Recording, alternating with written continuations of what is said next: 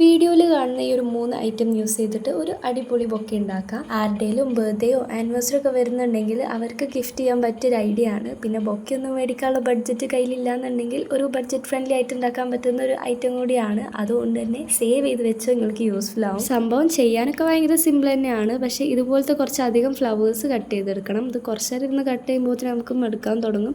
പക്ഷേ നമ്മൾ അങ്ങനെയൊന്നും വിട്ടു കൊടുക്കാൻ പാടില്ല. പിന്നെ ഒരു റോസ് ഉണ്ടാക്കാൻ വേണ്ടിയിട്ട് നമുക്ക് 4 ഫ്ലവേഴ്സ് ആവശ്യമുണ്ട്. ആ 4 ഫ്ലവേഴ്സിൻ്റെയും പെറ്റൽസ് ഡിഫറെൻറ്റ് രീതിയിൽ കട്ട് ചെയ്ത് ഇങ്ങനെ ഒട്ടിച്ചു കൊടുത്ത് പല സൈസാക്കി കൊടുക്കണം. ഇത്രയും ചെയ്ത് കഴിഞ്ഞാൽ പിന്നെ ബാക്കിയുള്ള പരിപാടികളൊക്കെ സിമ്പിളാണ്. എന്തെങ്കിലും ഒരു സ്റ്റിക്കോ അല്ലെങ്കിൽ പേപ്പർ റോളോ എടുത്തിട്ട് ചെറുതെന്ന് വലുതൊക്കെ എന്നുള്ള രീതിയിൽ ഇങ്ങനെ വെച്ച് കൊടുക്കുക. വെച്ച് കൊടുത്താൽ മാത്രം പോരാ, ഒട്ടിച്ചും കൂടി കൊടുക്കണം. അതല്ലാന്നുണ്ടെങ്കിൽ എല്ലാതും കൂടി താഴത്തേക്ക് തന്നെ വരും. ഇപ്പോൾ ഇതൊരു ഫ്ലവർ ആയെങ്കിലും കാണാൻ അത്ര ഒരു ഗുമ്മില്ലല്ലോ.